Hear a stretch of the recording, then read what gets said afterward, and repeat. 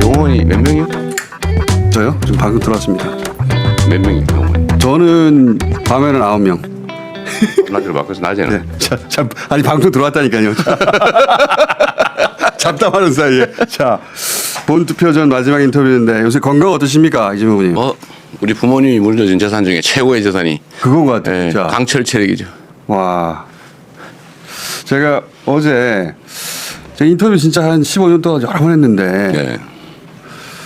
내일 인터뷰하고 나서는 못 볼 것 같은데 아마 민간인으로는 글쎄요. 뭘 물어볼까 하다가 제가 이제 긴 시간 인터뷰하다 보니까 그 변화를 알 것 같아요. 저는 네.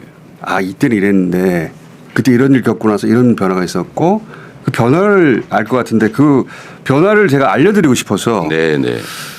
그 성남시장으로 정치인 데뷔한 이후로 지금까지 정치인 이재명의 변화, 발전, 진화 그 얘기를 한번 해볼까 합니다. 네. 자, 우선 초등학교 졸업하고 돈 벌려고 공장 다니셨잖아요. 네. 그래서 그 흔한 중학교, 고등학교 동창이 없으셔. 그렇죠. 우리는 대신에 공장 노동자 동창이 있습니다. 그러니까 그 시절에 공장 친구들 지금도 연락하십니까? 연락하죠. 뭐 소방관 된 친구도 있고 뭐 개인 사업하는 친구도 있고 많이들 그게 10대 시절에 그렇지 많이 떠났어요. 아 그래요? 네. 세상을? 네, 이게 환경이 어려워서 그런 것 같아요. 그 산업체 특별학급이라고 있었죠. 네. 혹시 기억하세요? 예예. 공장 다니는 소년 소녀들한테 밤에 학교를 다니게 했죠. 예예.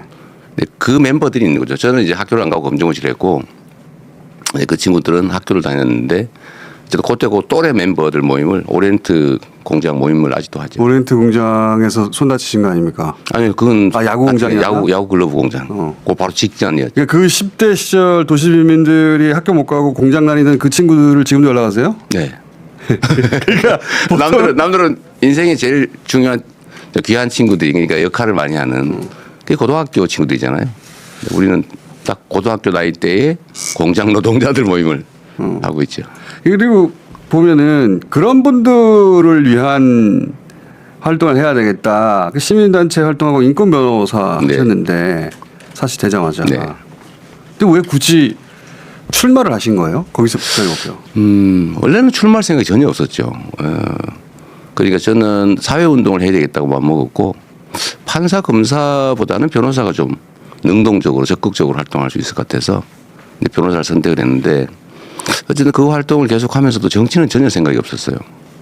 그 소위 말하는 그 파크뷰 특혜 분양 사건, 예. 그 소위 부정비리 추적 운동을 하다 제가 검사 사칭 혐의로 맞아요. 몰려가지고 어쨌든 구속됐었잖아요.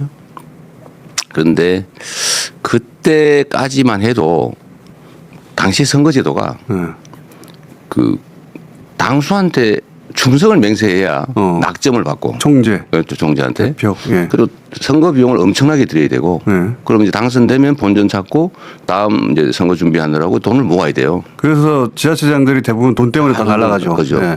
뭐 국회의원도 마찬가지고. 그런데 그 떨어지면 이제 패가망신, 거지 되는 거죠.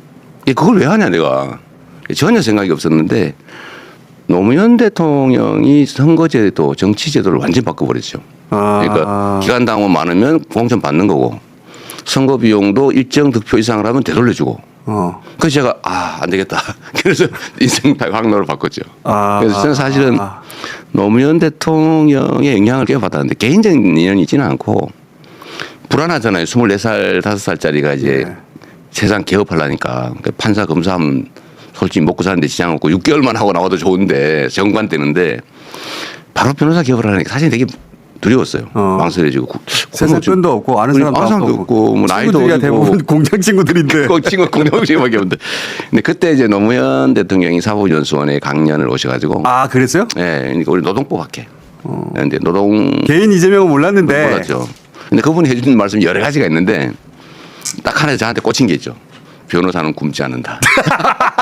해보니까 뭐 굶지는 않더라. 그냥 과감하게 하고 싶은 일 해라. 그래서 괜찮겠다 이래가지고 그때 개업을 24살, 25살 그때 노무현 대통령의 첫 대통령 그때는 아니었지만 선배 변호사의 첫 영향을 받았고 굶지 않는다. 네. 하고 싶은 일 해라. 대통령도 변호사 시절 잘 나가거든요. 돈 많이 벌고. 그러니까 뭐 등기도 하시고 그래가지고 다른 변호사들 싫어했죠.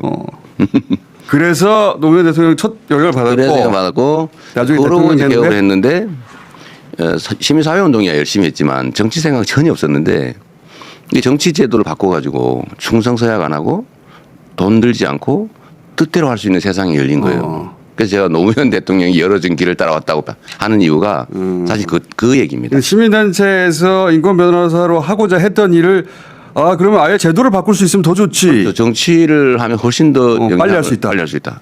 그리고 그 결정적인 계기는 이제 사실 오늘 아마 가게 될 텐데 시립의료원 만들자. 공공의료원 시립의료. 그렇지. 만들자고 했다가 근데 그거를 의회에서 47초 만에 폐기하고 막 지들 마음대로 하는 걸 보고 그때부터 제가 또 두 번째 정과가 생겼거든요. 거기서 항의했다고. 특수공무지원 방해.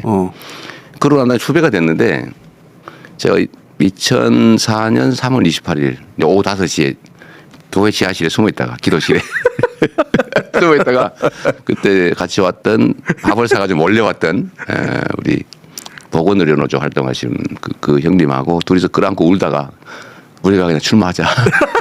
우리가 그냥 시장이 우리가 돼서 그냥 의료원 만들자라고 해가지고 시작한 게 정치였죠.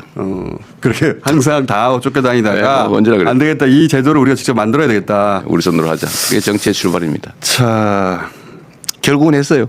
그러니까 한 정도가 아니라 2010년에 지금 성남시장 당선되셨는데 그렇죠. 그때는 떨어지고. 네, 한 번 떨어지고 네. 그 총선도 한번 떨어지셔서 보면 2008년에 이제 깍두기로 나간 거고, 근데 2010년에 당선돼서 2013년에 우리가 착공했죠. 그리고 되자마자 모라토리움 선언해가지고 언론에 꽤 보도가 됐죠. 당시 거의 뭐 성남시장. 죽을 지경으로 얻어맞았죠. 근데 그때 뉴스가 되긴 했지만 이재명 이름이 널리 알려진 건 아니었어요. 성남시장이 이상한 짓을 했어 이런 식으로. 정치적 자산이 생겼죠. 근데 대신에 엄청난 맷집이 필요했고요. 제가 그때 한두 달을 전국 언론으로부터 얻어맞고, 맞아요. 제가 그 다음부터는 제가 침묵 모드를 몇 달을 지켜가지고 겨우 숨만부터 살았습니다. 근데 제대로 알려진 건 전국구 정치인이 된 건 제 기억으로는 2016년에 박근혜 정부가 지방재정 개편하려고 할 때 그렇죠. 예. 그때 선봉에 서서 단식을 하셨어요. 무기한. 그러죠. 예. 그리고 그때 사진 같은 거 2016, 저 때도 젊었네요. 저 젊은 것 좀 보세요. 그새 많이 상하셨네. 네, 많이 저는 상했어요. 열흘 단식하고 난 뒤인데도 네, 진짜 많이 상했습니다. 그때 제가 좀 폭삭 늙었수다. 그게 폭삭 늙을 수다 진짜. 저 때도 제가 인터뷰하던 시절인데 네, 그때 네. 파파이스 방송인가 달려오신 거 기억나십니까? 그렇죠. 네. 어. 네. 단식 한참 하다가도 달려왔어요 그때. 얼마나 체력이 좋은지. 근데 열하루밖에 못 버텼어요. 근데 열하루. 그 네. 방문 현장이 너무 시끄럽고 그 밤에 잘라 그러면 땅이 울려가지고 잠을 잘 수가 없어요. 광화문 단식은 할 게 못 되더라고요. 근데 저 때까지만 하더라도 민주당 코어 지지층 정도만 알았어요. 그렇죠. 예. 그러다가 대선 후보로 처음 부상한 게 언제냐면 박근혜 탄핵 연설 때 탄핵 현장에 나가서 정치인 중에 처음으로 네. 자진하야 탄핵을 주장했어요. 네. 다들 대통령 탄핵을 이렇게 울지 못하고 있을 때 저 네. 연설 굉장히 화제가 됐고 그러면서 갤럽 조사에서 대선 후보군에 처음으로 잡힙니다. 이재명 1%. 근데 약간 저거는 네. 다른 때예요. 저게 2015년. 15년 4월인데 저때 왜 올라갔냐면 네. 저를 이제 종북몰이를 해가지고 이 빨갱이다. 그 북한의 돈대조다. 그러니까 종북의 자금줄. 그때 이제 커트된 제 호칭이 종북 자금줄이었어요. 왜 그랬냐면 제가 청소 노동자들한테 청소 용역을 줬습니다. 맞다. 그 사건이 있었다. 나눔 환경이라고. 네. 노동자들한테 주면 중간 착취가 없잖아요. 그 이명박도 그걸 막 칭찬했거든요. 전국에서 막 벤치마킹 오고 그랬어요. 그러더니 갑자기 거기 민주노동당 당원들이 몇 명 있다고 그래가지고 저건 종북단체다. 이재명이 종북의 자금줄이다. 이래가지고 저를 수사하고 뭐 그걸 몇 년을 괴롭히기 괴롭혔잖아요. 저 때가 2015년 2월인가에 제가 서울지검에 소환됐어요. 회계한 그 죄명으로 무고죄로. 무고죄로? 언론이 저를 엉터리 보도를 해가지고 제가 고소를 했는데 그거를 무고라고. 그래서 잡혀갔는데 제가 내가 구속되는구나. 그러고 갔어요. 대신 그냥 갈 수는 없잖아요. 또 우리가 잭소리는 내야지. 딱 멘트를 준비한 게 있죠. 나는 일거리를 줬다 노동자들한테.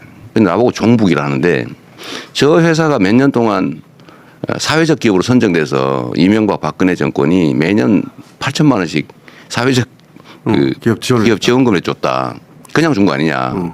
일거리 준 이재명이 종북이면 돈을 현금을 준 박근혜는 고첩이다. 그래서 제가 딱 준비를 해가지고 맞다. 네. 맞다. 그 사건이 있었다. 네. 그래서 막 종편이고 막 생중계했잖아요. 이제 마지막 이재명 죽는 날이에요. 네. 재산 날인데 어차피 죽는 거 화끈하게 해야 되고 딱 준비를 해가지고 그러다 다행히 구속이 안 됐어요. 맞아. 그리고 그 다음 달에 제 1%가 나온 겁니다. 아 맞다. 네네. 맞다. 기억납니다. 네, 그때도 죽을 뻔했죠. 근데 제가 이재명 후보님을 처음 알게 된 것은 2011년, 2년 그 정도예요. 그러니까 그 물론 별로 중요한 인물이 아닌가 나 기억이 안 나는데. 모라토리엄 선언했을 때 크게 보도가 됐잖아요. 근데 네네. 이재명 시장에 대해서 크게 사람들이 알진 않았어요. 당연히 그냥 그렇죠? 이상한 사람이 하나 등장했네 지자체장 중에. 뭐 떨어질 것 같은 사람이 하나 새로 됐네. 근데 제가 1년인가 2년 후에 왜 이재명 시장을 눈여겨보기 시작했냐면 그 모라토리엄 때문이 아니라 그때는 이 댓글 공작이라는 게 국정원을 통해 가지고 맞아요. 네네. 그 2012년 선거에서 잡히기도 했지만 네.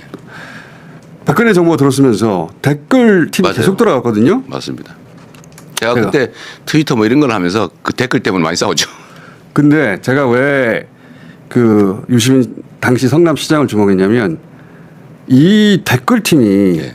이재명을 관리하는 거예요. 아 그랬어요? 네. 지금 제가 처음 패턴상 발견했던 모양이군요. 처음 들은 이야기인데 제가 그때 댓글팀 찾아서 막 고발하고 막 폭로하고 그랬지 않습니까? 네. 그래서 그 팀을 계속 추적했는데 아니 지자체장에 불과한 이 사람을 왜 이렇게 관리하지? 좀 심하게 당했죠 그때도. 네. 국정원이 등장 초기부터 관리했던 인물이었어요. 그래서 저는 거꾸로 국정원 때문에 관심을 가진 겁니다. 처음에. 실제로 이제 양반을 왜 관심 가지지? 국정원이 성남시에 나타난 게 2013년, 2012년 그리고 딱 드러난 게 2013년 말이에요. 그게 뭐냐면 그 논문 표절. 너무 제가 대학원을 다녔어요. 예, 맞아. 왜 대학을 왜 다녔냐면 부패 연구를 하려고. 그래서 제가 논문 이름이 지방 정부의 부패 극복 방안 연구예요. 그래서 2년 6개월 공부하고 이제 논문도 썼는데 그게 이제 표절됐다. 그래도 최종 지금 결론은 이제 표절 아니다고 나긴 했는데 그걸 국정원이 소위 아이오라 그럽니까? 그 지역 담당이 예. 가천대 그 부총장 대외 부총장을 찾아가서 그 논문을 달라 그래가지고 논문을 가져간 거예요. 그리고 그때 당시에 이게 표절이다 그러고 막 온 동네 저를 이제 공격할 때인데 제가 너무 이상했어요. 왜 네. 기초단체장에 불과한데 왜 이 신인 정치인을 국정원이 관리하지 댓글로? 그래서 제가 관심을 가졌다니까요. 뭐 자중간에 초반부터 잘못될까봐 잘 관리해 주신 거죠. 우국충정으로 저 친구 나가면 안 되는데 그런 거 아니었을까요? 이재명 후보는 정치권에 첫 등장할 때부터 국정원이 관리했던 인물이라는 걸 제가 알게 됐어요. 그때. 네, 그때 실제로 아예 담당이 있었던 것 같습니다. 그리고 저희 형님도 그때 국정원에서 만나서 관리하고 어쨌든 그게 가족 불화의 한 원인이었어요. 그러면서 그 여러 번 네. 세상에 널리 알려지기 전에도 여러 번 정치인으로서의 싹이 잘릴 뻔했어요. 네, 그때부터 사실은 특별 관리를 받았던 것 같습니다. 여러 번 잘릴 뻔했고 여러 번 기사회생한 적이 있습니다. 그걸 안 알려서 그렇지. 그리고 많아가지고 뭐예요? 많아요. 그리고 이제 2017년 대선에 출마했다가 3등 하셨죠. 네, 그때는 뭐 왼쪽 윙 역할을 하려고 나갔다가 예, 욕심이 생겨가지고. 욕심 몸통 해보자고 마음 먹었다가 바로 근데 엄청난 첫 효과를 대선이었고 쓰게 됐- 광인 모드였죠. 네. 처음엔 아니었어요. 좀 지나가면서 지나가면서 그래서 그때 이제 일단 탈락 연설도 크게 화제가 되긴 했습니다. 탈락 연설. 네. 지금은 당장 발길을 되돌리지만 우리 탈락한 가슴속에 직후예요. 깊이 간직하고 있는 변화된 세상 속에서 모든 사람이 행복하게 살아가는 제대로 제대로 된 대동세상 공동체의 꿈은 결코 사라지지 않을 겁니다, 여러분. 쌩쌩하지 않습니까? 10년밖에 안 됐는데 진짜 잘못이네. 그리고 나서 광인 모드로 막 여기저기 들이받다가 대선 끝나고 나서 되돌아보니까 후회된다는 말을 하셨어요. 네. 그거 잠깐 보실래요? 아, 그 경선 그때 내가 뭐좀 잘못했어. 후회된다. 후회되는 이런 거 많죠. 아니 그러니까 이게 네. 이 경쟁인데 전쟁이 아니다. 제가 수없이 얘기했는데 어느 순간에 보니까 제가 전쟁을 하고 있더라고요. 그건 나중에 깨달으셨죠. 네. 이 소소한 문제 자꾸 거기 집착하게 되더라고. 원래 시야가 좁아지잖아요, 그죠? 굉장히 좁아지셨어요. 좁아지는데 그 역시도 저도 이제 그걸 못 이겨낸 거죠. 못 이겨내고 지금 보면 참 손해 보는 짓도 많이 했고 엄청 손해봤죠. 뭐 성숙하는 과정이라고 좀 봐주시면 좋을 것 같아요. 뭐 미안하고 그러죠. 자, 이재명 후보 그 최대 장점 중에 하나인데 잘못하면 빨리 반성합니다. 네, 빨리 고쳐요. 빨리 인정하고. 예. 보통은 그거 인정 못 해가지고 세월을 보내거든요. 5년, 10년을. 네. 잘못했다 그러면 바로 인정합니다. 그리고 바로 반성하고 바로 고치려고 하고 그 다음에 만나면 바뀌어 있어요. 네, 실제로. 그래서 유시민 작가님께서 저도 저를 잘 몰랐는데 그 표현 진짜 잘한 것 같아요. 발전도상. 발전도상인. 예. 정말 그런 것 같아요. 왜냐면은 쭉 관찰해 온 사람들은 그 변화를 느낄 수 있거든요. 네. 근데 이제 저 일로 인해 가지고 같은 진영 내부로부터도 진짜 욕을 많이 먹었어요. 그렇죠. 비난과 경멸과 아직도 있어요. 마타도가 그때 시작된 겁니다. 그때 시작돼서 아직도. 네. 네. 그때 좀 억울하진 않으셨어요? 내가 그렇게까지는 안 했는데. 초기에는 좀 그런 게 있었는데 시간이 지나면 지날수록 제가 바보짓 됐다는 생각을 자꾸 하게 됐죠. 그래서 지금도 사실은 신인 정치인들한테 이 얘기를 꼭 해주고 싶은데 그게 체감이 안 되면 말로 들어서는 모릅니다. 그렇죠. 정말 어려워요. 그래서 역사가 반복되나 봐요. 그때 어느 정도였냐면은 제가 이재명과 인터뷰했다는 이유만으로 저도 같이 욕을 뱉어지게 먹었으니까. 왜 불렀냐고 저 사람. 심각했죠. 네. 그 정도였어요. 그때 아마 사람들이 이재명 후보 곁으로 안 가려고 했을 거 외로웠죠 그때. 뭐 또 그런 또 반대가 있어요. 어떤 거냐면 이 공격을 심하게 당하면 또 내부적으로 단단히 뭉쳐지는 게 있습니다. 근데 그게 이제 송가혁이잖아요. 선가요. 그래서 저는 그 나중에 선거 끝나고 해산했는데 엄청 힘들었어요. 그 해산할 때. 그게 이제 시끄러웠죠. 왜냐하면은 당내 견제도 물론 있었지만 차기의 싹을 자르려는 저쪽에 공작도 진작부터 있었어요. 그렇죠. 그게 오래 다 뒤섞여 있어서 그게. 이해관계가 다 일치한 거예요. 그러니까요. 네. 대동단결. 이쪽과 저쪽이 손을 잡고 이재명은 자르려고 네. 이재명 제거에는 대동단결했죠. 그 시기가 꽤 길었어요. 그래서 이재명은 여기까지다. 네. 그게 뭐 사실 지금도 계속되고 있었던 거죠. 그래서 검찰이 그 틈을 치고 들어왔고 그렇죠. 저는 정권을 불문하고 검찰에 당했으니까요. 그때도 굉장히 오랫동안. 그 문재인 정부 때도 제가 4건을 기소당했잖아요. 그쵸. 터무니없는 거 기소당했거든요. 그때 특히 윤석열 검찰총장 들어가면서 아 이재명 이렇게 끝나나 그렇죠. 싶을 정도로 네.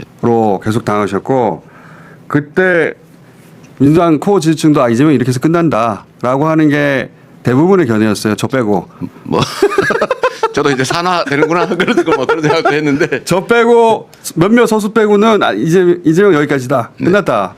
그게 대체적으로 맞는 예측이었죠. 제가 그때 뭐 한참 문제 삼던 트위터 그 부인 계정 아니라고 했다가 저도 얼마나 욕을 먹었는지 그때 황당했죠, 그것도.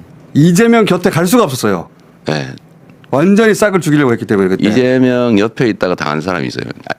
많죠. 많죠. 근데 이재명 옆에 있는 척 해다 당한 사람도 있어요. 그게 누구냐면 그 쌍방울입니다. 아 그렇구나. 우리 관계가 없잖아요. 그렇지. 근데 만난 적도 없다면서요. 저기 관계 있는 척을 했던 것 같아요.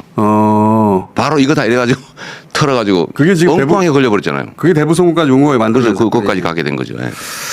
그 중에서 경기도지사 경선 때 발언 가지고 이제 허위사실 공표로 검찰이 몰아붙여가지고 1심 무죄 났는데 2심에서 300만이 떨어졌어요. 그러니까 황당하죠. 그것도 세 건이었는데 네. 그렇게 말하지는 않았지만 그렇게 들릴 수 있다. 맞아요. 그러니까 허위사실 공표다. 그래서. 이번에도 비슷하게 지금 판결이 났어요. 비슷한 거죠. 예. 그렇게 말하는 일은 없다. 저거 그러나 나면서 경기도지사 때입니다. 그렇죠. 저거 나면서 아 이재명 이걸로 끝이다. 뭐 또 끝나는 게 통상 예죠. 통상 예죠. 2심이 대법 가서 뒤집어지는 경우가 거의 없으니까. 그런데 왜냐하면 이제 대법관서 확정되고 아 정치 인생 끝나는구나 이재명은 그럴 줄 알았어 하는 사람 진짜 많았어요. 근데 다음에 전원합의체가 무죄를 내네. 네. 근데 법 이론적으로는 죄가 될 수 없는 거예요. 야 그때 와 이것은 기적적이다 그랬어요. 물론 고등법원 판결이 기적적으로 엉터리였던 겁니다. 그 이후에 벌어질 일에 비하면 아무것도 안 한 걸 그때 몰랐지. 그렇죠. 아 이제 끝이구나. 그때 기적인 줄 알았어요. 저게 기적인 줄 알았고 원래 인생에 반전이 그렇게 많았습니까? 뭐 이렇게 보면요 반전에 반전을 거듭하는 게 한두 개가 아니에요. 제가 저도 제 인생을 반추해 보면 앞으로도 그럴 가능성이 많은데 그 벼랑에 외길을 걸어왔던 것 같아요. 항상 그랬어요 보니까. 그러니까 조금만 삐끗하면 touch면, 떨어지는 거죠. 떨어질 뻔하다가도 매달려서 어떻게든 기어. 그게 한두 번이지. 그러니까 원래 삶이 그러니까 죽거나 살거나 둘 중에 하나였던 것 같아요. 하여튼 다행히 살아 있는 거죠. 그게 이제 한두 번은 그럴 수 있어요 누구나. 근데 제가 이제 그 첫 인터뷰할 때부터 지금까지 10년 넘게 쭉 되돌아보면 그때 고비 때마다 계속 인터뷰를 하거나 네, 만나거든요. 그렇죠. 네. 많이 도와주셨어요, 사실은. 이때 가는구나 싶을 때가 한두 번. 아, 이제요 이걸로 끝이구나 하는 데가 한두 번이 아니었어요. 실제로 그렇죠. 이게 저는 하여튼 뭐라 그럴까 거의 올로와 나신 같은 그러니까 절벽 끝에 그 벼랑길을 걸어서 왔는데 문제는 그게 매우 빠른 길이기도 하고 그 끝에는 좀 새로운 세계가 있어요. 매우 위험한 길인데 그 원래는 그 길을 가지 말아야 되거든요. 남들이 피하는 길을 걸어가는 거죠. 그러니까 본질적으로 있을 수밖에 없는 위험이에요. 감수하기로 원래 마음을 먹은 거죠. 그래서 저는 가끔씩 내가 왜 이러고 있지? 이럴 때가 있기는 안 합니다. 특히 본인은 그렇다 치고 이제 점점 그 체급이 커지면서 가족들 건드리기 시작하잖아요. 가족들을 괴롭힐 때는 나 이거 괜히 했나 그런 생각 안 하셨어요? 그러니까 제 자신이 당하는 거는 제가 선택한 거니까 그게 뭐 어떤 것이든 다 견뎌내는데 뭐 못 견디면 이제 죽는 거죠. 사회적으로든 생물적으로든. 그럼 내가 감수하면 되죠. 그건 감수하기로 한 거니까. 그런데 죄 없는 자녀들, 자식들, 아내, 특히 아내. 아, 정말 저 믿고 아무것도 없이 저 때문에 이렇게 이끌려 들어왔는데 거기를 그렇게 모욕하고 고통 주고 원래 동네 좀 나쁜 얘기로 건달 양 뭐라고 하잖아요. 양아치. 거기도 원래 가족은 건들지 않는다. 맞아요. 그리고 원래 검찰들도 그런 게 있었어요. 형제가 문제가 되면 그렇죠. 하나만 해요. 부부 중에 하나, 가족 중에 하나 이렇게 하는데 조국 교수 같은 경우는 사거리 그냥 도륙을 해버리잖아요. 우리도 혹시 자식들 뒤지면 있겠어 해가지고 다 뒤졌거든요. 그런데 어쨌든 뭐 이런 표현 그렇지만 어쨌든 찾아내서 그냥 그것도 재수사를 몇 번인지 모릅니다. 네. 혹시 다른 거 없나 이래가지고. 그러니까 정말 먼지 털듯이 쥐어짜고 털었는데 와, 그 압수수색 저는 아무런 기록을 갖고 있잖아요. 습관적으로 기록하고 다 버려버립니다. 저도 그래요. 습관적으로 그거 마음 알아요. 아무 메모가 아무것도 없어요. 저도 그래요. 집에 정기적으로 뒤져서 버립니다. 삶의 기록이 없어요. 맞아. 그거는 그 삶을 살아본 사람만 알지. 네. 저도 기록하지 않아요. 제 전화기에도 기록 잘 안 합니다. 몇 시대도 잘 안 했어요. 언제든 압수수색 당할 네. 수 있다. 예. 그러니까 근데 실제로 부인이 엄청 당하는 거 특히 너무 부인이 압수수색 당하고 막 법원 끌려다니고 기자들 앞에서 모욕당하고 그 괴롭잖아요 진짜. 그건 정말 고통스러운 거예요. 그 왜 고문할 때 있잖아요. 그 자식들 끌어다 놓고 고문하는 것처럼 정말 고문이잖아요. 그거 이제 남편 포기하고 그만하라는 건데. 그러죠. 그런데 제 아내도 아내지만 제가 꿈꾸고 있는 세상도 있는 거고 저는 세상에 그 험하게 살아가는 수없이 많은 사람들 그걸 어떻게 버립니까? 그래서 결국은 견디긴 하는데 제 아내나 가족들한테 너무 미안하죠. 얼마 전에 그렇죠. 제 아들들이 취직을 못 하고 있어요. 꽤 어쨌든 공부도 하고 그랬는데 취직하면 언론들이 쫓아다녀가지고 가짜 보도를 해가지고 저번에 무슨 화천대유 취직했다 이런 엉터리 보도 해가지고 바로 잘렸죠. 다른 데 다니고. 다른 회사인데 그게 얼마 전에는 영 먹고 살기 어려워서 어디 저 시골 가가지고 교습소 알바를 했어요. 거기를 쫓아가가지고 불법 취업을 했다고. 불법 취업을. 아니 교습소 주인이 불법을 했겠지. 와 알바한 사람이 뭐 불법을 합니까? 그냥 그 기사를 쓰는 바람에 또 잘렸어요. 제가 한번 인터뷰 해봐야 되겠다. 그만하세요. 놔두세요 제발. 우리 놔두는 게 제일 좋아. 우리 이대로 내버려 두세요. 그때 기적적으로 살아났다고 했던 그 전원합의체 네. 파기 환송 이후에 지지율이 굉장히 떨어졌어요. 아 그랬나요? 네, 지지율을 한 자릿수까지 떨어졌는데 코로나가 터지자 본인 행정 능력으로 네네네. 신천지 교지 2만 원씩 진압하면서 이만희 씨 그때 부활하죠. 부활합니다. 그리고 그때 신천지는 이재명을 원수로 삼았겠죠. 그 후로 그 후과를 열심히 엄청 치르고 있는 것 같습니다. 그랬을 거예요. 그리고 대선 후보가 돼서 지난 대선 0.7% 차이 패배했는데 패배 확정됐을 때 무슨 생각하셨어요? 세상 사람들한테 미안했죠. 그러니까 저의 부족함 때문에 떨어진 거거든요. 원래 이게 마땅한 선거였어요. 그런데 어쨌든 가짜 뉴스들이긴 하지만 여튼 저로 인해서 생긴 일들이잖아요. 그것 때문에 결국 지고 말았고 저는 정말 윤 정부가 잘하기를 바랬습니다. 왜냐하면 그게 그 사람 성공을 바라는 게 아니고 정부가 실패한다고 하는 건 국민이 고통받는 것이거든요. 그래서 나는 내 역할 이걸로 일단 접고 잘하기를 바래서 제가 빨리 승복을 해준 거예요. 혼란 없게. 왜냐하면 0. 몇 % 이러면 막 재개표하자, 뭐 불복하자, 너네 그 가짜 뉴스, 너 허위 주장 때문에 당선됐으니까 선거 무효다 원래 이렇게 가는 거잖아요. 근데 그거를 제가 여지를 없애버린 거예요. 깔끔하게 빨리 승복.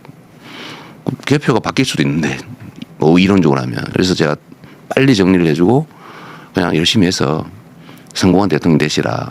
그래야 이 나라도 이 국민들도 더 나아진다. 이제 진심으로 내가 그랬는데 그러면서 한편 걱정을 했죠. 진짜 그럴까? 그래서 제가 다시 또 당대표로 복귀를 했잖아요. 그때 한덕수 총리 임명을 우리 당이 안 해주려고 다 미루고 있었어요. 그래서 제가 한덕수 총리 임명을 제가 밀어붙였습니다. 그냥 해줘라. 일하겠다는데. 그리고 대법관도 계속 미루고 있었거든요. 그때 좀 문제 있다고 그래서. 그래서 제가 그것도 일단 동의해 주자. 기회를 주자. 지금 말씀하시는 게 사실은 그 정치 리더들이 겨루다가 한쪽이 졌을 때 서로가 서로를 존중해서 그동안에 고소고발도 다 취하하고 네. 진 쪽에서는 이렇게 나오는 게 이게 이제 관례이기도 하고 원래 옛날에도 전쟁에 진 상대 장수는 그렇죠. 조롱하지 않고 참수를 하든지 깔끔하게 보내주는 거예요. 건들지 않았는데 술래를 지kin. 그런데 윤석열 정권은 그때부터 진짜 지옥을 선사했죠. 지옥을 줬죠. 예. 저 그때 압수수색 몇 번 나가셨어요 대체? 못 쉬어요. 너무 많아가지고. 저 400 몇 번까지 쉬다가 그만뒀어요. 제가 당 보고 기사 나는 것만 쉬어라. 기사 안 나는 것도 무지하게 많죠. 그때부터 지옥이 진짜 시작됐어요. 그 앞에도 보통 정치인은 그 짧은 시간에 겪지 않을 정도의 고난이 있었는데 진짜 지옥은 지난 3년간 시작. 그렇습니다. 그때 클라이막스였죠. 뭐 가족들 괴롭히는 것부터 시작해가지고 그리고 당내에서도 이참에 이재명이라고 하는 라이벌이 없어지면 좋으니까 그런 세력들이 네. 있었어요. 그래서 실제 검찰 손에 윤석열 손에 넘겨주려고 한 이들이 수십 명 됐죠. 그래서 체포동의안 통과된 거 아닙니까 그때? 그렇죠. 149표, 와. 첫 부 136표, 기권 6표, 무효 두 번째 지적이요. 4표로서 가결되었음을 선포합니다. 저때 넘어간 민주당 의원들 누군지 아십니까? 근데 그 얘기 전에 네. 첫 그 동의안 표결 때 이미 사실 그 숫자는 드러났어요. 간당간당했어요. 예. 기권, 예. 무효, 예. 경고거든요. 그리고 실제 경고를 받았어요. 6월 달에. 뭐라고 경고를 받았습니까? 이제 와서 하는 이야기인데. 10월쯤에는 무사하지 못할 거다. 아 알고 있습니다. 그러니까 본인을 위해서나 당을 위해서나 관둬라. 그리고 그때가 언제냐면 그 이화영 부지사를 막 압박해가지고 가짜 증거 만들고 있을 때입니다. 그러니까 1차는 부동이 부결됐는데 예. 그 숫자를 따져보면 대충 몇 명 나오는 게 30명, 예. 딱 30명 가까이 나오고. 예, 30여 명 됐죠. 그리고 그래 가지고 저한테 협박을 한 거죠. 이제 봤지? 이 정도 우리 숫자 있다. 야, 그만둬라. 그래서 뭐 9월 위기설 뭐 10월 어쩌고 막 했잖아요. 그리고 그때 정말 맞춰가지고. 그리고 2차 표결은 제가 버티니까 그냥 그렇게 못하겠다 내가. 뭐 이게 내 것도 아니고 내 개인 삶이라면 내가 포기할 수 있는데 이게 얼마나 많은 사람들이 관계되는 일인데 이런 식으로 거래해서 접을 수는 없다. 그래서 감옥을 가더라도 그냥 고다 이렇게 해가지고 갔는데 결국은 그 딱 그 정도 숫자예요.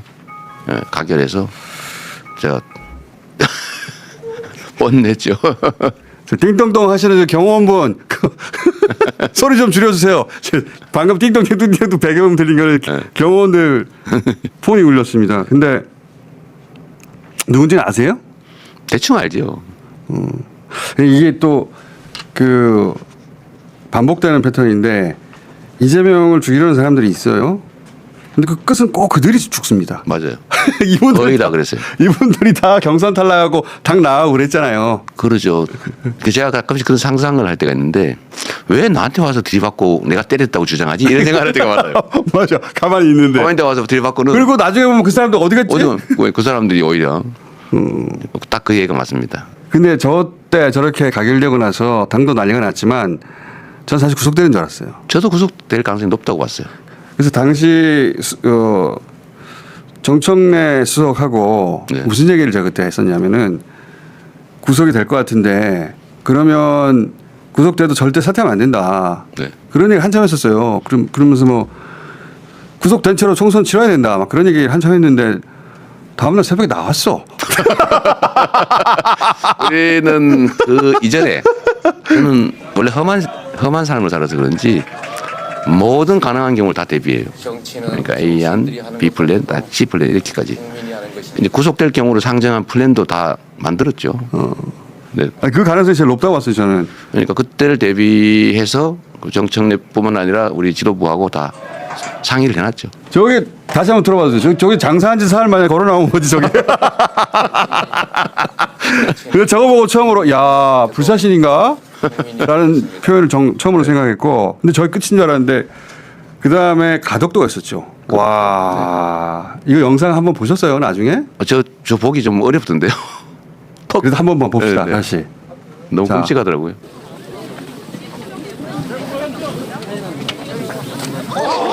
어우. 정확하죠. 다른 각도도 있어요. 다른 각도 영상 있습니까? 와. 저는 저거 가끔 사실 꺼내봐요. 아 그래요? 왜냐하면 저렇게까지 한다. 그건 그렇죠. 네. 본인은 안 꺼내보실 것 같은데 저는 보기가 좀 어렵더라고요. 저도 퍽 소리가 나요. 퍽 소리예요. 다른 영상 보면은 네. 그때 여기 찔린 거예요. 이 기시 안 걸렸으면은 돌아가셨어요. 네. 딱 1mm 차이였습니다. 그때 저 때도 정청래 최고하고 그때 갔다 그래가지고 전화했는데 그때 정청래 최고는 목에 칼이 깊이 찔린 것 같다. 그래서 제가 돌아가신 줄 알았어요. 아, 이거 저도 죽는 줄 알았습니다. 목 동맥을 찔렸을 수 있고 피가 많이 났다고 하니까 네. 그러면 야 돌아가시겠구나. 진짜로 그렇게 생각했어요. 제가 저는 이제 처음 이렇게 저는 주먹으로 맞는 줄 알았어요 처음에는. 퍽하고. 네, 거기. 근데 그래서 여기를 잡고 있는데 뜻한 게 자꾸 흘러 나오는 거예요. 아, 이 찔렸구나. 그래서 제가 누르면서 빨리 목을 눌러라. 이게 손상이 압력 때문에 커지잖아요. 그래서 무릎으로 누르고 있었거든요. 무릎으로. 네. 손으로 누르고 있길래 더 세게 누르라고. 그래서 이게 하늘을 쳐다보고 있는데 아, 저게 마지막 하늘이구나. 내 안에 떠오르고 이렇게 뭐 지나간 필름처럼 좀 정말 지나가고 곧 이제 저기 잘 안 보이고 의식이 사라지겠지. 그런 생각하셨어요. 네, 그러고 근데 한참 있는데 계속 보이는 거예요. 혹시 살 수 있는 거 아니야?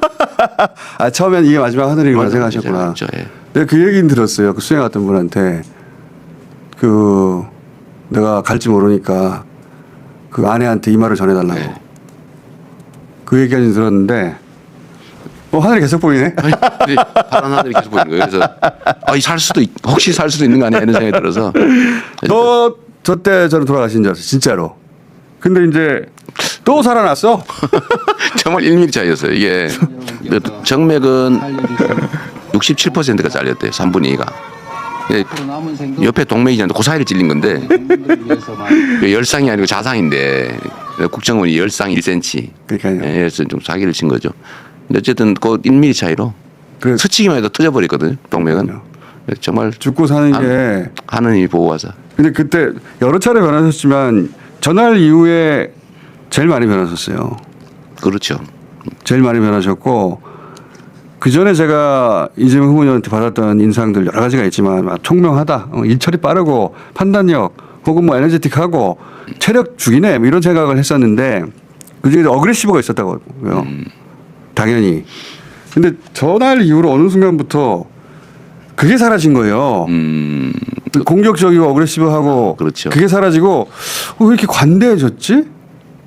왜 이렇게 담담해졌지 사람이? 나머지는 거의 비슷한데 이거는 오랫동안 인터뷰해야 알 수 있는 변화인데 주변에서 오랫동안 알던 분들이 그 얘기하죠. 그렇죠. 저도 스스로 느껴요. 관대해졌다. 관대해진 것일 수도 있고요. 그러니까 좀 초연해진 것 같아 모든 것들이. 윤석열 생각하면 아이고 안 됐네. 안 된 데까지. 실제로 안 됐잖아요.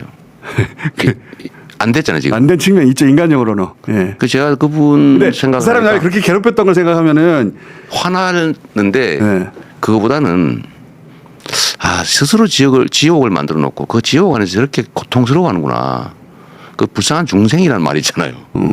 참 안 됐다. 서로 잘하고 존중하고 그래서 도움 받고 그래서 국정을 잘하고 국민들한테 칭찬받고 그러면 본인도 행복하고. 이렇게 죽고 사는 게 한 끗 차이인데. 그렇죠. 그걸 잘할 수 있잖아요. 그걸 겪다 보니까 그걸 안 하고 오로지 제거하겠다고 불교적으로 표현하면 집착을 해가지고 그 집착 때문에 자기가 고통받고 있는 거예요. 그래서 그게 불쌍하다. 또 한편 생각하는 게 그냥 하는 소리가 아니라 진짜 그렇게 느끼시는 거죠. 그럼요. 그리고 이제 그걸 사람으로 보이지 않고요. 그 자연 현상으로 보여. 그냥 그 사람이 할 수 있는 게 이거밖에 없구나. 수사, 제거, 억압, 압박. 안 되면 술 먹고. 안 되면 술 먹고. 화내고 막 일방적으로 하다 안 되면 막 분개, 격분하고 경로를 많이 하시잖아요. 참 안 됐다. 그냥 내가 겪을 수밖에 없는 자연 현상의 일부다. 높은 산, 깊은 강. 비바람. 그냥 그러니까 태풍 같은 그냥 견뎌내는 건 내 몫이고 저걸 내가 왜 태풍 불어? 왜 이리 강이 넓어? 깊어? 그게 뭔 의미가 있냐? 그럴수록 내가 더 괴로운데. 그게 저 칼 사건 이후에 어느 순간부터 도달하신 거죠. 그 전에는 이런 생각이 있긴 했는데 일상화되지는 않았거든요. 근데 저 일이 있고 난 다음에는 죽는 것도 뭐 사는 거와 뭔 차이가 있냐? 그런 생각이 들더라고요. 저게 끝인 줄 알았더니 끝판왕에 나와서 계엄이 나왔어요. 그러니까 저는 그때 그러니까 그런 차이죠. 그 전 같으면 당황했을 것 같아요. 당황하고 두렵고. 제가 그 질문 하려고 그랬는데 왜 계엄 터지자마자 지난번에 한번 여쭤봤는데 제일 먼저 생각난 게 방송한 거였잖아요. 광주. 노타임으로. 네. 광주가 생각나고. 대응 방법은 국민들밖에 없다. 그리고 가면 잡히는 거잖아요. 저거 가서 계엄 해제 안 되면 죽는 거죠. 그리고 계엄 해제 가능성 거의 없죠. 보통 우리가 아는 상식적으로는. 아니 어떤 바보가 그걸 열어놓겠어요. 근데 저 바보 짓을 한 거예요. 하느님이 보호하자. 당연히 저는 문 앞에 저를 체포하기 위해서 대기하고 안 되면 국회를 봉쇄하고 이미 군대가 다 에워싸고 또 아니더라도 밀고 들어오고 공포탄 쏘고 그러니까요. 그 포금탄 터뜨리고 잡혀간다. 잡혀가고 때려 부시고 예. 잡혀가고 당연히 고문은 기본인데 자백받아야 되잖아요. 저 부정선거 했습니다. 그거 써야지 뭐. 솔직히 어떻게 해요. 그래서 내가 제일 무서운 게 저는 죽는 게 안 무섭거든요. 그렇게 되신 것 같아요. 네, 죽는 게 전혀 안 무서워요. 근데 전혀 안 무서운데 야구방망이는 무섭더라고요. 야구방망이로 때리면. 차라리 칼, 뭐 총 깔끔하게 그건 괜찮은데 야구방망이는 진짜 머리 끔찍한 거예요. 너무 괴롭잖아요. 그걸 노상훈이가 아는 겁니다. 사람을 압박하는 방법을 아는 거예요. 죽인다 이건 별로 큰 압박이 못 돼요. 한 방에 죽이면. 네, 그거는. 그래서 그날은 저는 당연히 잡혀갈 가능성이 그냥 성공할 가능성보다 훨씬 높다고 봤고 그러다 감수해야 된다. 잡히면 돌아가셨지. 잡히면 가는 거죠. 예. 근데 저는 정말 대단하다고 생각하는 게 저는 그렇다 치고 저는 야당의 대표고 책임자잖아요. 그리고 저는 뭐 겪을 산전수전 다 겪어서 이 두려움보다는 사명감이 사실 앞서고 죽으나 사나 거기서 거기다. 사실 사는 게 더 행복하지도 않고 죽는 것보다 더 낫다고 생각되지 않은 상태가 돼버렸으니까요. 너무 괴롭기도 하고. 그 지옥을 겪는 동안. 네, 지옥이니까. 그 지옥에서 덜 괴로운 방법은 그냥 인정하는 거예요. 미워하지 않는 거예요. 미워하면 더 힘들어. 그래서 다 내려놨는데 다른 국회의원들은 아니잖아요. 그렇죠. 처음 겪는 사람들 계엄인데 그거 무서웠을 것 같아. 굉장히 무서웠다고 해요. 다들. 네. 그런데 안 할 수는 없잖아요. 그 그쵸. 사명감으로 담도 넘고 더 위대한 거는 우리 국민들이죠. 맞아요. 그 슈퍼 갔다가 막 갑자기 듣고 제 방송 듣고 푹 슬리퍼 신고 달리는 슬리퍼 뛰고 막 달려오고 반팔도 있었다고 해요. 내가 보지는 못했는데 그 사람들이 장갑차 맞고 깔아뭉개면 어떡할 거예요. 그게 위대한 거죠 정말로. 계엄 해제되고 탄핵 소추하고 했는데도 탄핵 선고가 길어졌어요. 네. 그러면서 그때가 제일 힘들었습니다. 윤석열 돌아온다고 난리 났잖아요. 네. 3월 말 4월 초. 그때 제가 오랜만에 잠깐 전화 통화를 했는데 제가 그런 얘기를 한 적이 있습니다. 후보님한테 국무위원 전원 탄핵해야 된다라고 네. 했더니 그때 저희 처음 밝히는 건데 뭐라고 하셨냐면 그렇게 하면 안 된다. 법적으로도 안 되지만 정당하지 않다고 하셨어. 정당하지 않다. 그래서 나 그때는 그래도 해야 된다고 하고 전화를 끊었어요. 끊긴 했는데 질문이 하나 있습니다. 그 역사 앞에서 정당한 게 그렇게 중요한 겁니까? 그 합법 불법 정당 부정당 그 문제도 있는데 사실 그게 제일 나은 해결책이는 아니라고 봤어요.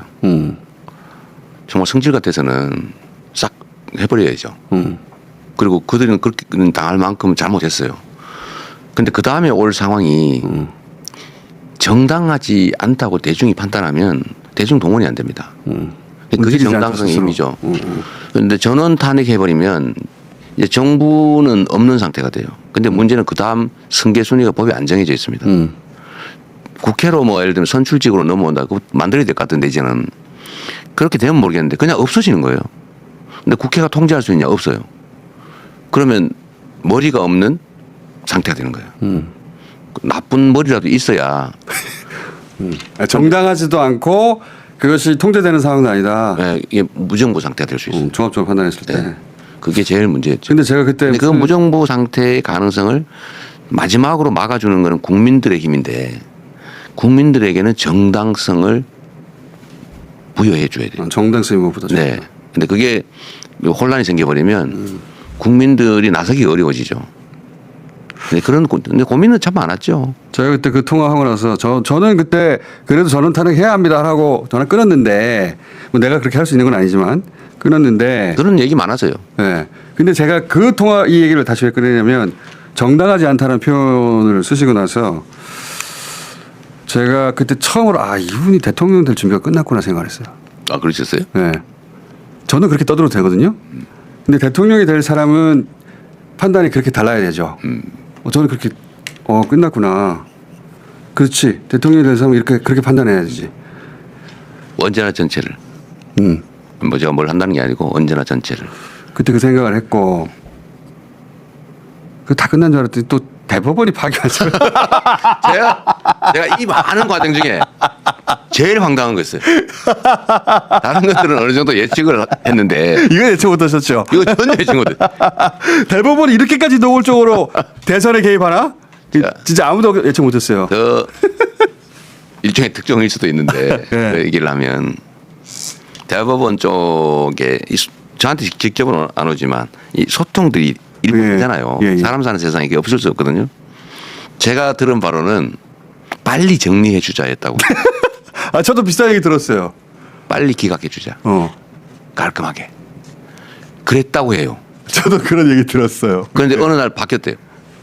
갑자기. 조희대 대법관 네, 갑자기 바뀌었어요. 대법원장이. 그 과정은 뭐 말하기 그렇고 네. 갑자기 바뀌어서 저는 선고한다 그래서 고맙구나 이런 생각했다니까요. 빨리 아니, 해주는구나. 그 평론가들 저쪽 심지어는 모두가 다 보수 진영의 평론가들도 다 비슷하게 얘기했어요. 이게 지금 이 시국에 시국도 있는데 이 시점에. 판결 내용이 네. 그 주심 대법관이 무죄 판결한 판결이 있어요. 그 뺏겨서 쓴 게 고등법 판결이에요. 그러니까요. 그걸 참석한 사람이. 그 똑같은 사람이 주심을 했는데 반대로 쓴 거예요. 야. 그리고 더 웃기는 거는 기각은 금방 할 수 있어요. 그래서 파기를 하려면 기록을 봐야 될 거 아니에요. 그렇죠. 바꿔야 되는데 왜 바꾸는지 이유가 있어야 되잖아요. 그 핑계를 예를 들면 그 법률 판단이라서 쉽다라고 주장을 했는데 사실관계를 바꿨어요. 바꿨죠. 우리 국민들께서 잘 이해를 못 하실 수도 있는데 사실의 인정 문제. 사실은 이러하다. 근데 이게 법으로 이렇다. 이거 두 개가 나눠지는데 대법원은 법률 판단만 하게 돼 있어요. 그렇죠. 사실 판단은 고등법원까지만. 사실관계를 바꾸는 거는 특별한 사유가 있어야 되는데 그러려면 증거를 봐야 되잖아요. 그렇죠. 증거가 6만 쪽이에요. 그래서 그걸 이틀 동안 봤냐 뭐 얘기를 하는 겁니다. 안 봤대잖아요 지금. 예. 최종 결론은 안 봤다예요. 안 보고 판결을 한 거예요. 보고 싶어도 그 시간 내에 볼 수가 없죠. 불가능하죠. 예. 한 2달 걸려요. 페이지를. 예. 그 기록 복사도 안 했으니까 안 했어. 볼 수 있는 기록이 없어요. 그래서 저는 네. 저도 나름 법조인으로 먹고 산 지가 수십 년이잖아요. 그리고 정치도 꽤 오래 했고 정말 산전수전 다 겪었는데 이틀 만에 파기환송하는 거 보고 정말 황당무계했습니다. 이럴 수가 있나. 그러니까 저는 그때 그 사건을 보면서 무슨 생각했냐면 모든 기득권이 다 이재명을 죽이려 하는구나. 그중에서 사법부의 대법원장이 저렇게까지 나서는구나. 와 진짜 대단하다 어떤 의미에서는. 근데 다 실패해. 아니 저는 여전히 사법부에 대한 신뢰가 있어요. 사법부는 한 명, 두 명이 하는 게 아니고 법관은 독립돼 있거든요. 이론적으로 실제로 상당 정도 독립돼 있어요. 예를 들면 위증교사 사건이라든지 구속영장 담당 판사들도 사법부 구성원인데 제가 다 구속영장 발부될 거라고 봤지 않았어요? 그렇죠. 저도 그렇게 각오했으니까요. 근데 기각하잖아요. 기각하는 게 이론적으로는 맞아요. 그러나 그때 당시 과연 기각할 수 있었을까? 그렇죠. 근데 사법부가 실제로 독립돼서 외부의 압력이 엄청났을 것 같아요. 그리고 2심 무죄. 그때 다 유죄 나오는 줄 알았거든요. 네. 그것도 대단했죠. 그렇죠. 그거 진정한 독립이지. 그게 진짜 저도 그 얘기 재판 과정에 관한 얘기를 이제 들은 게 있잖아요. 느낌이나 이런 것들을 정말 힘들었을 겁니다. 왜냐하면은 그분들이 평상시 진보적인 재판관이 물론 아니었어요. 그래서 아마 믿고 맡긴 것 같은데 그분들이 어느 누구보다 꼼꼼하게 네. 완벽하게 이 사람은 왜 무죄인지를 입증하는 판결문을 썼단 대법원 말이에요. 판결을 그대로 뺏겨 쓴 거예요. 맞아요. 철저하게. 그냥 대충 한두 개 해서 무죄해도 되는데 모든 가능성에 대해서 모든 판례를 다 그러니까 해가지고 뒤집히지 말라고. 도저히 불가능한 뒤집기가. 그런데 이거를 법률 판단을 뒤집었을 뿐만 아니라 사실까지 뒤집었는데 증거를 보지 않고 사실을 뒤집은 사실상 이틀 만에 그 판결을 내요. 이틀 만에 한 거죠. 그러니까 말도 안 되는 말이 거지. 안 되죠. 그 정도로 제일 황당했어요. 그러니까 그 정도로 이재명을 죽이려고 한 거예요. 근데 다 실패. 맞아, 얘기를 맞아 정하면 그래서 이걸 가지고 사법부 전체를 불신하는 것은 바람직하지 않아요. 이 집단으로서의 사법부는 나름의 집단 지성이 있습니다. 그래서 저는 지금도 여전히 신뢰를 해요. 근데 그 신뢰도가 좀 떨어지긴 했죠. 좀 이질적 요소가 좀 생각보다 많구나. 그러니까 전체 대부분의 법관들이나 사법부 구성원들은 실제로 근데 제가 신뢰잖아요. 영장 그 위증교사 저를 기소한 그 수많은 사건 중에 제일 가능성이 높다고 검찰이 굳이 떼서 빨리 판결한 거잖아요. 다른 거는 막 증인 478명, 선거법 증인 50몇 그걸 고른 명. 거죠. 일부러 막 시간 끈 거예요. 관계도 없는 증인해가지고 왜냐면 무죄 나면 곤란하니까. 근데 제일 가능성이 높다는 이 사건도 어쨌든 그 결론이 나잖아요. 그러니까 이걸 가지고 전체 법원을 폄하하거나 불신하는 건 우리 사회 모두 손실이에요. 그 점은 좀 뉘가 일부 있다 해서 그걸 다 버릴 일은 아니죠. 지금 밖에서 막 다음 일정 때문에 네네. 독촉이 한참인데 저도 이제 민간인으로 만나는 건 마지막이니까 뭐, 모릅니다. 네, 아직 40몇 시간 남았어요. 뽕필 뽑고 30몇 갈게요. 시간, 네. 자, 몇 가지 질문 안 남았는데 네, 그러세요. 이제 남은 건 진짜 이거 암살밖에 없는 거 아닌가? 그런 생각들을 여전히 하시는 분들이 있는데 뭐 저도 그렇게 생각하죠. 그죠? 그밖에 없는데 너무 집요해요. 방탄유리 바깥으로 제발 나오지 마세요. 저는 사실 말씀드렸잖아요. 첫 번째로는 죽이려고 하면 어떻게든 못 죽이겠냐 이 생각이 하나 있고 그걸 가린들 그 전에 뭐 다른 방 돌아다닐 때 얼마든지 노출돼 있죠. 그래서 그 생각이 하나 있고 두 번째는 제 개인 인생으로 보면 뭐 죽으나 사나 거기서 거긴데 그래서 제가 막 나가봤어요. 나가서 하다가 그 오신 청중들이 지지자분들이 연설을 안 들어요. 들어가! 당연하죠. 들어가! 그래가지고 저도 얼마나 소리를 불안한데요. 질러가지고 제가 한번 나갔다가 바로 들어왔어요. 얼마나 불안한데요. 본인이야 삶과 죽음이 사람의 손에 달린 게 아니구나. 네. 그런 경험을 무수히 하고 거기까지 갔지만 저희는 저희가 생각했던 도구로서 그렇죠. 이재명이 사라지면 어떡해요. 도구인데. 네, 맞아요. 절대 안 되죠. 오늘 7시에 마지막 유세라면서요. 여의도에서요. 7시인가요? 어쨌든 여의도에서 마지막. 예. 그때 밖으로 나오지 마세요. 마지막으로. 그때 제발 그 안에 계시라고. 네. 예. 좀 답답하겠지만 그리고 좀 미안한 마음도 있으시겠지. 답답하지는 않고 답답할 게 뭐 있어요. 미안하죠. 그렇죠. 나를 만나러 왔는데 네, 그 안에 뒤에 있다는 게. 근데 밖에 나오면 저희가 너무 불안해요. 그런 것 같아요. 네, 나오지 마시고 제발. 아예 요새 하지 말라는 것도 오늘 많습니다. 저녁 때 거기 계시고. 마지막 질문인데 제가 뭐 그 신을 믿는 것도 아니고 운명론자도 아니긴 하는데 이 이재명 후보님의 오랫동안의 그 지금까지의 궤적을 이렇게 짚어보잖아요. 네. 진짜로 기적적으로 살아남았다. 그것도 한두 번이 아니다. 그러면서 무슨 생각을 하게 됐냐면 이렇게까지 살아남은 건 이유가 있지 않을까? 그런 생각 안 하세요? 나는 이런 뭘 하라고 살아남았나 보다 그런 생각. 저는 제 개인 인생사에 대해서는 예를 들면 뭐 재판이든 이런 거는 내용이 없기 때문에 사필 규정할 거. 제가 사필 규정이란 말 많이 하잖아요. 진인사 대천명 사필 규정. 진짜 사필 규정을 믿어요. 실제로 그대로 돼봤어요. 그럼 너무 상대가 공격을 무리했어요. 과유불급이죠. 그래서 오히려 그게 저한테 자산이 됐는데 저 개인적으로는 그냥 견딜만 하죠. 이런 일을 하라고 나를 살려둔 게 아닐까 그런 생각 안 해보셨어요? 그건 실체가 없기 때문에 그랬다고 저는 생각하고 예를 들면 이 목을 가해당한 거 이런 것들도 뭐 그들 입장에서 운이 나쁜 것 같은데 저는 작년 12월 3일 사건을 보면서 제가 그런 얘기했어요. 하느님이 보호하사 우리나라 만세 정말 신이 있는가 보다. 어떻게 그 경험을 실패할 수 있냐고요. 그러니까요. 아니 그 다 우연이잖아요. 다 그중에 우연히 겹쳤는데 그중에 한 개만 삐끗했으면 그 성공했을 거란 말이에요. 그 또 한 가지는 계엄 해제 의결도 어쨌든 했지만 탄핵 의결할 때 맞아요. 어떻게 해요? 저는 그 될 때까지 한다. 이거 뭐 한 몇 달 갈지도 모른다. 지금 각오하고 매주 토요일 하겠다 이렇게 공언했잖아요. 한두 주 지났으면 안 됐을 겁니다. 그러니까요. 어쨌든 그것도 막 온 국민들이 막 몰려 나와서 압박하니까 된 거거든요. 예. 그리고 탄핵 심판 인용 문제도 제가 스트레스 제일 많이 받았을 때 그때입니다. 예. 다른 것들은 운명적이잖아요. 예를 들면 제가 계엄을 했는데 가서 해제하러 가다 잡혀서 죽는다. 그건 뭐 운명이죠. 피할 수 없는 거의 예정된. 근데 탄핵은 기각하면 안 되는 거잖아요. 안 되는 이론적으로든 현실적으로든 역사적으로든.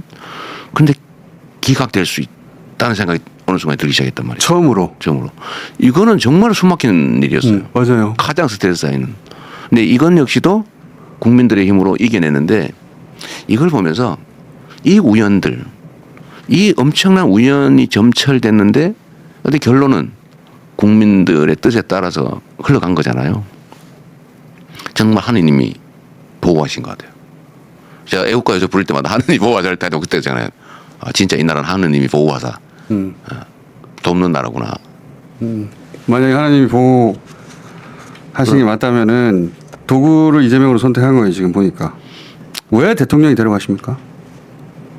정말 저는 상식적인 세상 만들고 싶어요.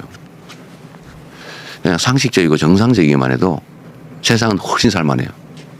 그냥 제가 말씀드리는 거 규칙 어겨서 덕볼 수 없고 규칙 지켰다고 손해보지 않는 그냥 누구 말씀처럼 콩심은 데 콩나고 팥심은 데 팥나는 그냥 상식적인 사회.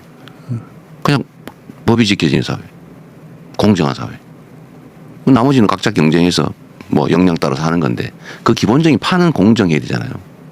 그냥 그런 상식적인 사회를 만들고 싶어요. 그래서 저보고 누가 진보 뭐 좌파 이런 소리는 저는 실제로는 거기에 이르지 못해요.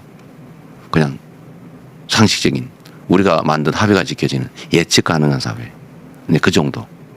그 정도만으로도 충분히 지금보다는 훨씬 나은 세상을 만들 수 있죠. 소년공 때 사진하고 최근에 후보된 이후의 사진하고 서로 만나서 껴안는 영상을 누가 하나 만들었더라고요. 제가 저거 봤는데 저 볼 때마다 갑자기 눈물 나요. 네, 정말 잘 만들었네요. 후보님이 언젠가 한번 어린 시절 소년공 이재명을 만나면 뭐라고 해주고 싶냐 누가 질문했는데 안아주고 싶다고 해서 이 영상을 누가 만들었더라고. 네, 어제 스픽스에서 또 출장 인터뷰를 오셨던데 그 마지막에 갑자기 저 질문을 해가지고 사실 어머니 생각이 났죠. 저 껴안는 장면 있지 않습니까? 네. 저도 저거 보고 한참 왜냐면 저 소년공 사진 네. 하고 지금 좀 닮았네요. 그러고.